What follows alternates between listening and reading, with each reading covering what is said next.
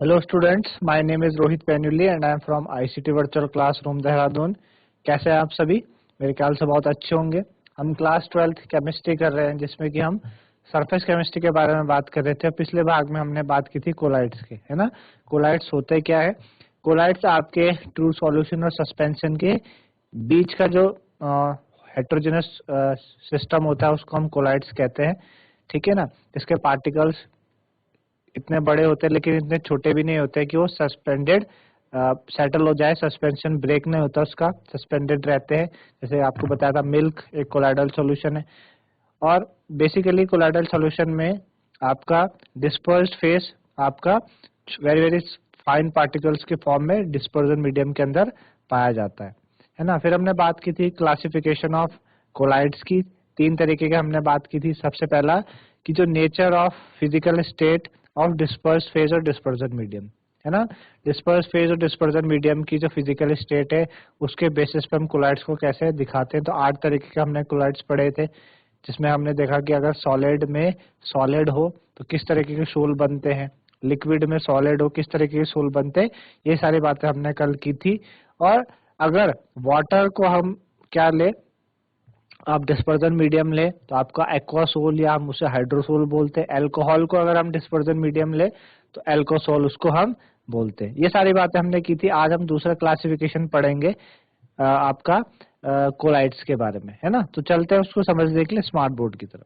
ठीक, तो आज का जो दूसरा हमारा वो है आपके पास nature of interaction between dispersed phase और डिस्पर्जन मीडियम। डिस्पर्स्ड फेज और डिस्पर्जन मीडियम के बीच जो इंटरेक्शन होता है उसका नेचर कैसा होता है, किस तरीके के कोलाइड सोल आपके पास बनते हैं, उसके बारे में हम आज बात करने वाले हैं, ठीक है ना। चलिए, तो nature of interaction between dispersed phase और डिस्पर्जन मीडियम, कोलाइडल सोल को 2 कैटेगरी में क्या किया है, डिवाइड किया है, ठीक है ना। कोलाइडल सॉल्यूशन को 2 कैटेगरी में डिवाइड किया गया है। एक को हम कहते हैं लाइफोफिलिक सोल और एक को बोलते हैं लाइफोफोबिक कोलाइड या सोल, ठीक है ना। आई बात समझ में। तो सेकंड है आपका nature of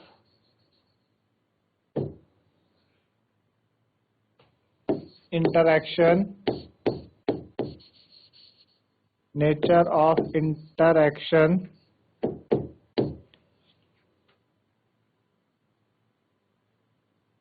between dispersed phase and dispersion medium।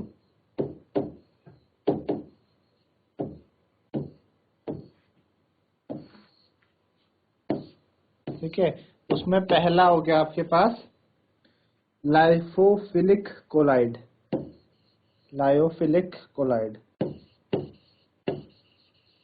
Lyophilic colloid, ठीक है, लायोफिलिक कोलाइड। तो होते क्या है लायोफिलिक कोलाइड, किस तरीके से होते हैं। तो हमने बात की कि जब ये 2 कैटेगरी में हमने इनको डिवाइड किया लायोफिलिक, तो लायोफिलिक को हम जनरली बोलते हैं आपका सॉल्वेंट अट्रैक्टिंग, है ना। लायोफिलिक क्या होता है, सॉल्वेंट अट्रैक्टिंग, ठीक है ना, सॉल्वेंट अट्रैक्टिंग। तो लायोफिलिक सॉल्वेंट अट्रैक्टिंग मतलब लिक्विड लविंग, है ना। जनरली लायोफिलिक को हम बात करते हैं लिक्विड लविंग, तो लिक्विड की तरफ अट्रैक्ट होता है। लिक्विड को क्या करता है, प्लस करता है, तो उसको हम बोलते हैं लिक्विड लविंग, ठीक है, liquid loving. Lyophobic generally are called liquid loving, ठीक है ना। तो ऐसे जो कोलाइडल सोल होते हैं, ऐसे कोलाइडल सोल कैसे बनते हैं, जब हम कुछ सब्सटेंसेस को मिक्स करते हैं किसी सूटेबल लिक्विड के साथ, है ना। कौन कौन से सब्सटेंसेस हो सकते हैं वो, जैसे कि हमने मिक्स करा गम को मिक्स करा, ठीक है, और हमने मिक्स कर दिया गम के साथ, हमने क्या करा, स्टार्च ले लिया,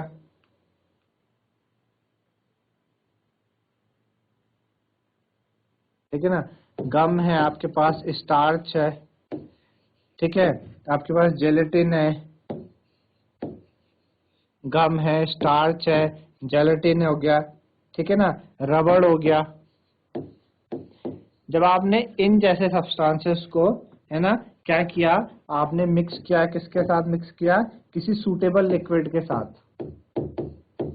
सूटेबल लिक्विड के साथ किया, मतलब आपका सूटेबल लिक्विड क्या होगा, डिस्पर्जन मीडियम, ठीक है ना। और ये सारे के सारे क्या हो जाएंगे, डिस्पर्स्ड फेस की तरह एक्ट करेंगे। ये जो गम, स्टार्च, जेलेटिन, रबड़ है, डिस्पर्स्ड फेस की तरह एक्ट करेंगे। इसको हमने किसी सूटेबल लिक्विड के साथ मिलाया तो आपके लायोफिलिक कोलाइड्स का निर्माण होता है। आई बात समझ में। Colloidal sol directly formed by mixing substances like gum, starch, gelatin, rubber with suitable liquid, ठीक है ना, तो लायोफिलिक कोलाइड्स आर फॉर्म्ड। एक इंपॉर्टेंट कैरेक्टरिस्टिक जो इन सोल के बारे में ये है कि डिस्पर्जन मीडियम को अगर आप क्या करते हैं, अगर डिस्पर्जन मीडियम को आप सेपरेट कर दे डिस्पर्स फेस से, है ना, तो सोल को आप रिकॉन्स्टिट्यूट कर सकते हो। आपने क्या किया, डिस्पर्स्ड मीडियम को, इस डिस्पर्स्ड मीडियम को यहाँ से हटा दिया, डिस्पर्स्ड मीडियम को क्या कर दिया, हटा दिया डिस्पर्स्ड फेस से, डिस्पर्स्ड फेस से डिस्पर्जन मीडियम को हटा दिया। कैसे हटा सकते हैं, इवेपोरेट के द्वारा, ठीक है ना, इवेपोरेशन के द्वारा आप डिस्पर्स फेस को डिस्पर्जन मीडियम से हटा सकते हैं। भाई पानी है, डिस्पर्स फेस कोई सूटेबल लिक्विड है, आपने इवेपोरेट करा, पानी इवेपोरेट हो जाएगा, है ना, भाप बन के उड़ जाएगा पानी, ठीक है, पानी आपका भाप बन के उड़ जाएगा। तो आपने डिस्पर्स मीडियम को हटा दिया डिस्पर्स फेस से, ठीक है ना। तो आप सोल को वापस से रिकॉन्स्टिट्यूट कर सकते हो सिंपल रीमिक्सिंग के साथ। आप वापस से क्या कर दो, ये जो डिस्पर्स फेस है उसे वापस से डिस्पर्जन मीडियम के साथ सिंपल रीमिक्सिंग कर दो उसकी, है ना। सिंपल अगर आप रीमिक्सिंग कर दोगे डिस्पर्जन मीडियम के साथ तो सोल आपको वापस से मिल जाएगा। इसी वजह से इन सोल को हम रिवर्सिबल सोल भी कहते हैं, है ना। इसी वजह से लायोफिलिक कोलाइड को आप रिवर्सिबल सोल भी कहते हैं, रिवर्सिबल सोल, है ना। यही रीजन है इनको रिवर्सिबल सोल कहने का कि अगर आप डिस्पर्जन मीडियम को हटा देते हो डिस्पर्स फेस से तो वापस आप क्या कर दो, डिस्पर्स फेस को उस लिक्विड के साथ, डिस्पर्जन मीडियम के साथ वापस आप रीमिक्स कर दो, आपको वापस से कोलाइडल सोल आपको मिल जाएगा, ठीक है ना। आई बात समझ में। तो लायोफिलिक कोलाइड्स ये होते हैं लिक्विड लविंग, है ना, लिक्विड अट्रैक्टिंग, सॉल्वेंट अट्रैक्टिंग। दूसरा जो आपके पास कैटेगरी है डिस्पर्स फेस डिस्पर्जन मीडियम के इंटरेक्शन की, वो है लायोफोबिक। लायोफोबिक कोलाइड क्या है, लायोफोबिक कोलाइड है, ठीक है ना, वो आपके पास लायोफोबिक कोलाइड। तो लायोफोबिक का मतलब होता है लिक्विड हिटिंग, है ना, लिक्विड हिटिंग, फोबिया है इनको, है ना, फोबिया है, पानी से क्या है फोबिया है, लिक्विड से क्या है फोबिया है, ठीक। तो होता क्या है, कैसे बनेंगे आपके पास लायोफिलिक कोलाइड, आपने क्या करा, सब्सटेंसेस को, कौन कौन से सब्सटेंसेस, जैसे कि आपके पास मेटल हो गए, ठीक है, या मेटल सल्फाइड हो गया, ठीक है, मेटल हो गए, मेटल सल्फाइड हो गया। आपने मेटल या मेटल सल्फाइड को क्या करना है, जब आपने सिंपली इसको डिस्पर्जन मीडियम के साथ मिक्स करा, सिंपली आपने क्या किया, डिस्पर्जन मीडियम लिया और उसको आपने मिक्स कर दिया, दोनों को, मेटल मेटल सल्फाइड को सिंपली डिस्पर्जन मीडियम के साथ मिक्स कर दिया, है ना। तो ये आपका सोल नहीं बनाएंगे, ये कोई भी तरह का कोलाइडल सोल नहीं बनाएंगे, ठीक है ना। ऐसे कोलाइडल सोल को आप किसी स्पेशल मेथड द्वारा बनाते हैं, ठीक है ना। तो ऐसे सोल को आप लायोफोबिक कोलाइड बोलते हैं। क्यों, क्योंकि भाई पानी के साथ इनको क्या है, फोबिया है ना, लिक्विड हीटिंग है, ये मिलना ही नहीं चाह रहे पानी से। Metal metal sulphide dispersion medium से लिक्विड से मिलना नहीं चाह रहे, क्योंकि लिक्विड को तो हेट करते हैं, उससे मिक्स ही नहीं होना चाह रहे, तो कोई भी कोलाइडल सोल नहीं बनेगा। तो इनको किसी स्पेशल मेथड द्वारा बनाया जाता है, तब जाके जो सोल बनते हैं उनको आप बोलते हैं लायोफोबिक कोलाइड। आई बात समझ में आपको कि लायोफोबिक कोलाइड होते क्या है आपके पास, लायोफोबिक सोल, है ना। और ये जो सोल्स होते हैं, इन सोल्स को आप इजीली प्रेसिपिटेट कर सकते हो या आप कोगुलेट कर सकते हो इलेक्ट्रोलाइट डालने पे। स्मॉल अमाउंट ऑफ इलेक्ट्रोलाइट आपने डाला तो आप उसको प्रेसिपिटेट जमा सकते हो, कोगुलेट आप जमा सकते हो, है ना। कैसे, या तो आप इलेक्ट्रोलाइट डाल दो थोड़ा सा, या उसको हीट कर दो, या उसको शेक कर दो, इस वजह से ये आपके स्टेबल भी नहीं होते। लायोफोबिक कोलाइड आपके नॉट स्टेबल, स्टेबल नहीं है, जबकि लायोफिलिक क्या थे, स्टेबल थे। ये स्टेबल नहीं होते, है ना। स्टेबल क्यों नहीं है, क्योंकि इजिली प्रेसिपिटेट हो सकते हैं, इजिली प्रेसिपिटेट और coagulate, easily precipitate or coagulate by addition of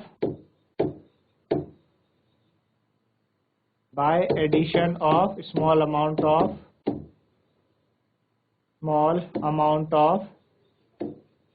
electrolyte,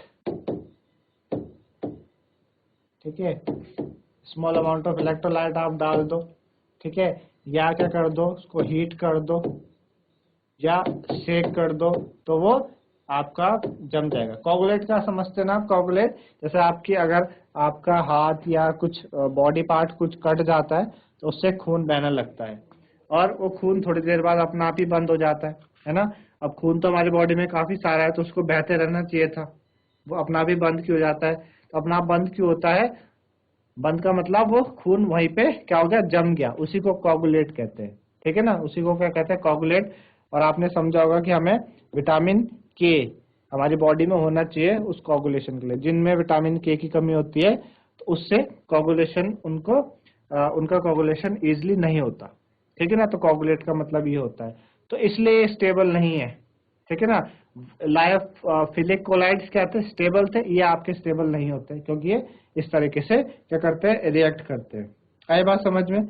अच्छा, और एक बार प्रेसिपिटेट होने पे इनको आप वापस से कोलाइडल सोल में तब्दील नहीं कर पाते, है ना, इसलिए इनको आप इरिवर्सिबल सोल भी कहते हैं, है ना। इसलिए इनको क्या कहा जाता है, इरिवर्सिबल भी इसलिए कहते हैं इनको, ठीक है।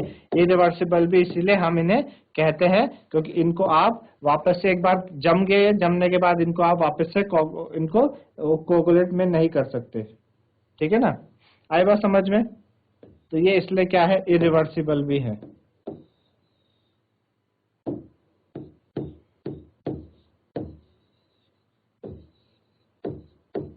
ठीक है, इरिवर्सिबल सोल। तो ये बात थी लायोफोबिक कोलाइड्स के बारे में, ठीक है ना, लायोफोबिक कोलाइड्स के बारे में। चलिए, इस तरीके से आपने दूसरी कैटेगरी पढ़ी on the basis of nature of interaction between disperse with dispersal medium, lyophilic and lyophobic. अगली जो कैटेगरी है थर्ड हमारे पास क्या थी, type of particle of dispersed phase. Disperse phase के जो डिस्पर्स फेज है ना, उसके कितने तरीके के पार्टिकल्स हो सकते हैं उसके बारे में बात करते हैं कि क्या क्या चीजें वो हैं। तो अगला है आपके पास थर्ड, टाइप ऑफ पार्टिकल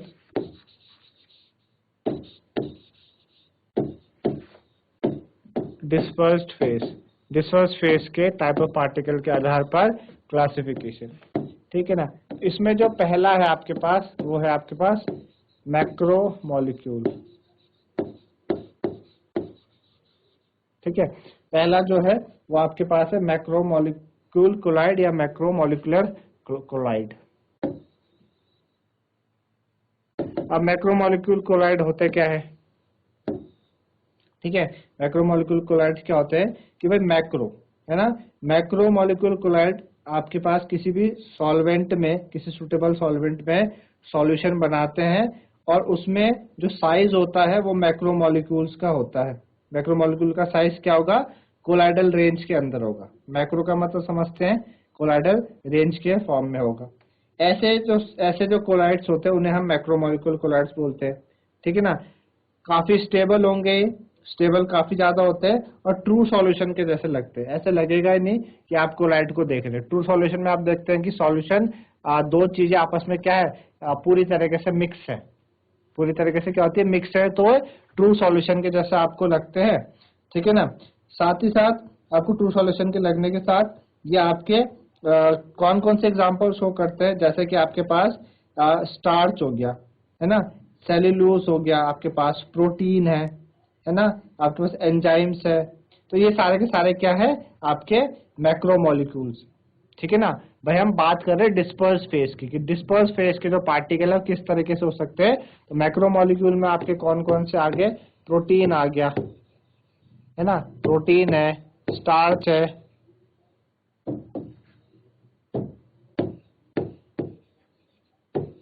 ठीक है ना। आपके पास क्या है, प्रोटीन हो गया, आपके पास स्टार्च हो गया, सेल्यूलोज हो गया, ठीक है ना, सेल्यूलोज हो गया आपके पास,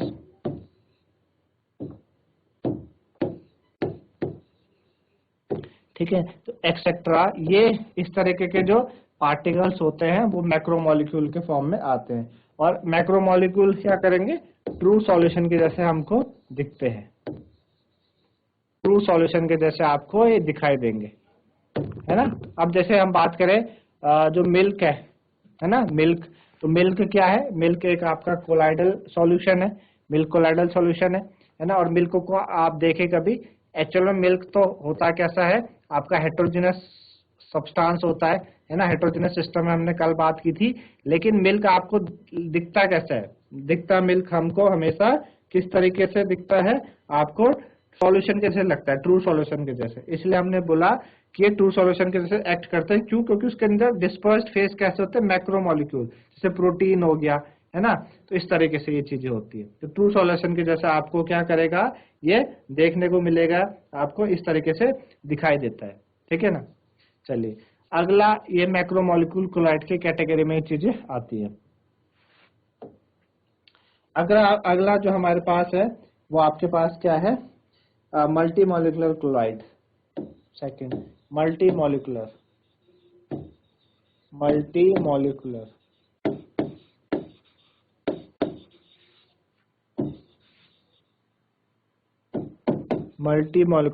कोलाइड, है ना, मल्टी मॉलिक्यूलर क्लोराइड से।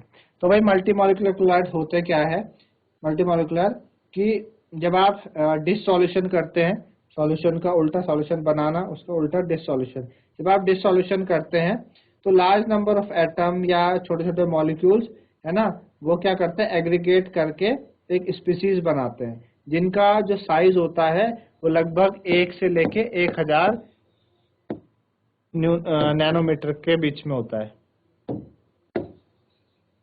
1 से 1000 नैनोमीटर के बीच में, ठीक है ना, 1 से 1000 नैनोमीटर के बीच में, ठीक। तो जो स्पीसीज, इस तरीके की स्पीसीज बनती है, उन्हें हम बोलते हैं मल्टी मॉलिक्यूलर क्लोराइड्स, ठीक है ना। हुआ क्या, आपके पास कोई सॉल्यूशन है, आपने उसका डिस सॉल्यूशन करा, डिस सॉल्यूशन का मतलब आप वापस से सॉल्यूट सॉल्वेंट को अलग कर रहे हो, तो होगा क्या कि आपके पास होता क्या है कि आपके पास वो जो सॉल्यूशन है जब डिसॉल्यूट हुआ, सॉल्वेंट सॉल्यूट में बदला, तो छोटे छोटे एटम या बहुत सारे एटम या छोटे छोटे मॉलिक्यूल्स टूट के उन्होंने क्या बोलते हैं, एग्रीगेट करके एक स्पीसीज बनाई। उस स्पीसीज को हम बोलते हैं मल्टी मॉलिक्यूलर, और उसका जो रेंज होता है वो 1 से लेके 1000 नैनोमीटर का उसका रेंज होता है ना। तो इस तरीके के, जैसे कि आपके पास गोल्ड सोल है, गोल्ड का सोल, अब गोल्ड के सोल में क्या होता है, बहुत सारे पार्टिकल्स होते हैं अलग अलग साइज के, ठीक है ना, अलग अलग साइज के पार्टिकल होते हैं। सल्फर का जो सोल हो गया, उसमें पार्टिकल्स आपके हजारों की मात्रा में होते हैं, ठीक है ना। तो आपके पास एग्जांपल क्या हो जाएंगे मल्टी मॉलिक्यूलर के, आपके पास गोल्ड सोल, ठीक है ना, कॉमा आपके पास सल्फर सोल, ठीक है ना, गोल्ड सोल हो गया, सल्फर सोल हो गया। तो ये आपके पास क्या है, मल्टी मॉलिक्यूलर के एग्जांपल है, ठीक है ना। तो दूसरा था आपके पास मल्टी मॉलिक्यूलर, ठीक है ना, मल्टी मॉलिक्यूलर को भी हम क्या कर सकते हैं, इस तरीके से बता सकते हैं। अगला है तीसरा, एसोसिएटेड कोलाइड,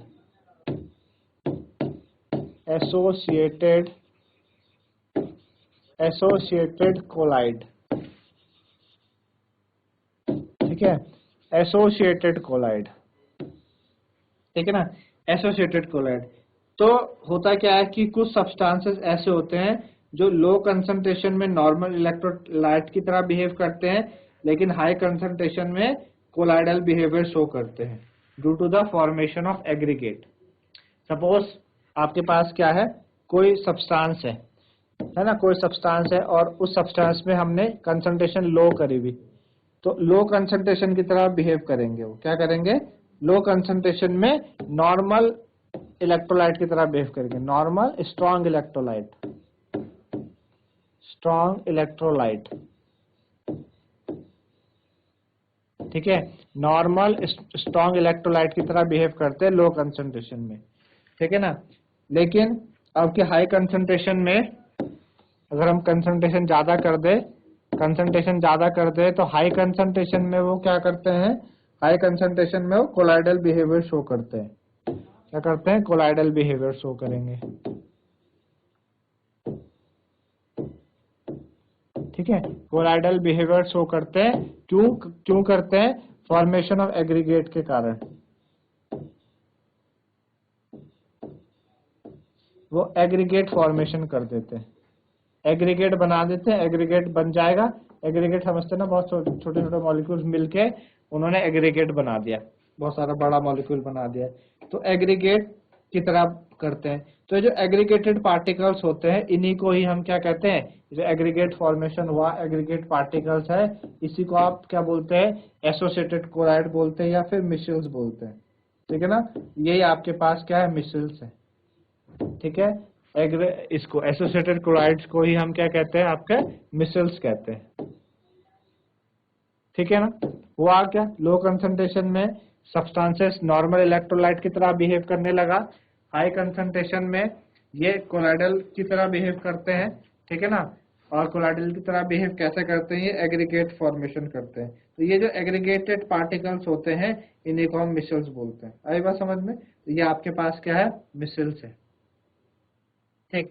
चलिए, तो इसी में क्या होता है, मिसल्स में क्या होता है कि आपके पास जो मिसल्स का फॉर्मेशन होता है वो एक पर्टिकुलर टेम्परेचर के ऊपर होता है, जिस टेम्परेचर को हम क्राफ्ट टेम्परेचर बोलते हैं। ये जो मिसल्स हैं, ये जो एसोसिएटेड कोलाइड्स हैं, एक पर्टिकुलर टेम्परेचर के ऊपर ही बनेंगे,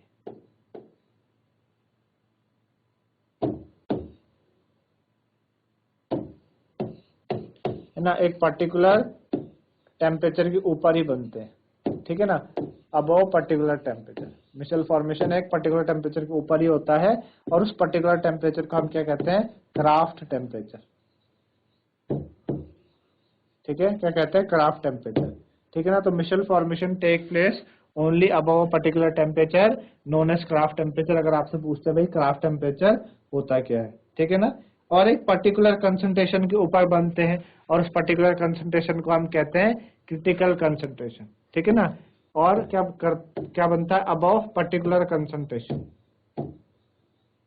अबव पर्टिकुलर कंसंट्रेशन, और उस पर्टिकुलर कंसंट्रेशन को हम क्या कहते हैं, क्रिटिकल मिसल कंसंट्रेशन, CMC। क्या बोला जाता है, CMC,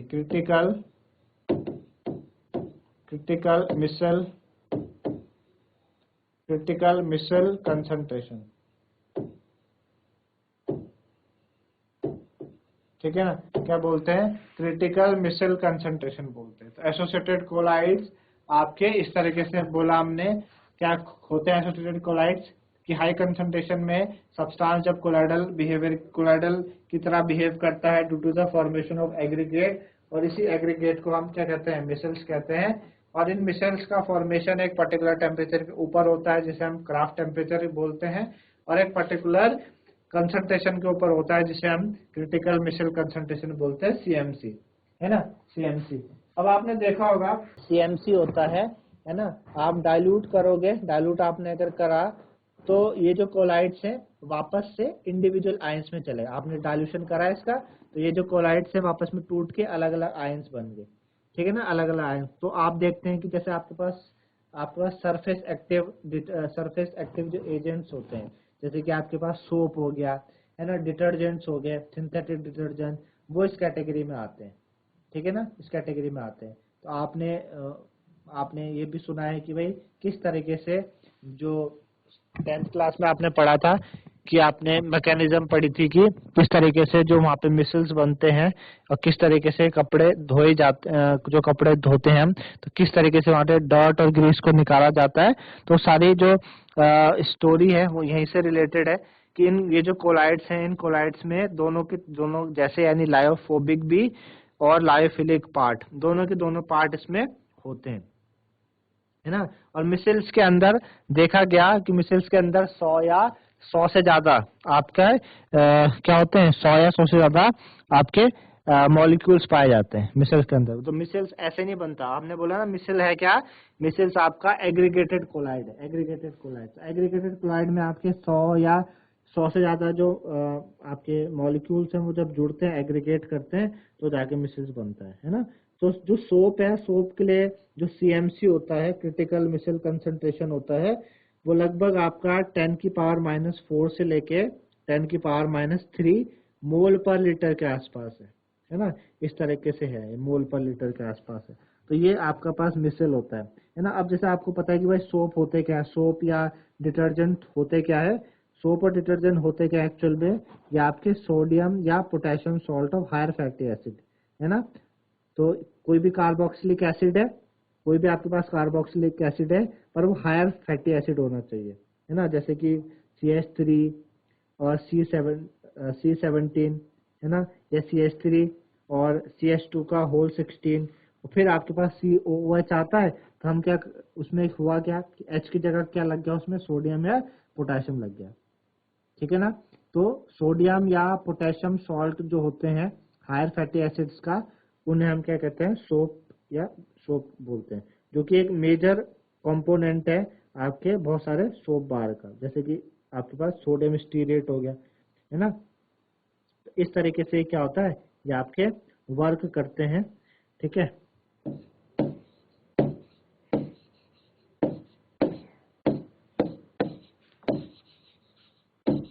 है ना, इस तरीके से होता है आपके पास, सोडियम स्टीरेट बोलते हैं इसको, ठीक है ना। ये क्या है, सोडियम स्टीरेट,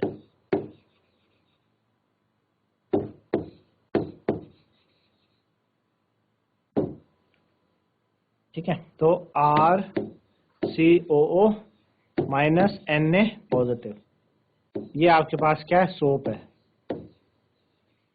तो जब ये पानी में जाता है तो डिसोशिएट करता है ऐसे, RCOO नेगेटिव में और Na पॉजिटिव में, इस तरीके से क्या करता है, ये टूटेगा है ना, इस तरीके से टूटेगा। फिर जाके क्या होती है, पूरी मिसेल फॉर्मेशन की, मिसेल की मैकेनिज्म स्टार्ट होते हुए किस तरीके से ये आपके पास मिसेल बनेगा, ठीक है ना। इस तरीके से किस तरीके से मिसेल बनेगा, तब जाके ये सारी चीजें होती है। तो ये जो RCENA है, ये आपके पास RCOO नेगेटिव है ना, RCO नेगेटिव, इसमें दो पार्ट होते हैं, एक इसमें नॉन पोलर पार्ट होता है, नॉन पोलर है ना, और एक होता है पोलर पार्ट, ठीक है ना। नॉन पोलर का हो गया, नॉन पोलर हाइड्रोफोबिक होता है, पानी से दूर रहता है, वाटर रिपेलिंग। और एक होता है आपके पास पोलर ग्रुप, ठीक है ना, जिसको हम पोलर आयन कहते हैं है ना, उसको हेड बोलते हैं। तो हेड क्या रहती है, पानी के पास रहती है, हाइड्रोफिलिक वाला जो पार्ट होता है उसको हम ये बोलते हैं। तो इस तरीके से क्या होता है, इसका फिर सारा मैकेनिज्म होगी। आपने देखा होगा कि किस तरीके से जब आप साबुन का इस्तेमाल करते हैं तो डर्ट या ग्रीस है, किस तरीके से आप उसको दूर कर सकते हैं है ना, उसके बारे में हमें पूरी मैकेनिज्म जाननी है। क्लींजिंग एक्शन ऑफ सोप के बारे में समझना है कि किस तरीके से सोप का क्लीनिंग एक्शन होता है, ठीक है। इस तरीके से हमने बात की nature of particle of disperse phase को लेके, और उनकी जो इंटरेक्शन होती है डिस्पर्स फेज डिस्पर्जन मीडियम की, lyophilic, lyophobic, multimolecular, macromolecular associated chlorides के बारे में जाना, ठीक है ना। तो बातें मेरे ख्याल से आप लोगों को समझ में आई होंगी आज की। तो आज के लिए इतना ही, धन्यवाद, हैव अ नाइस डे।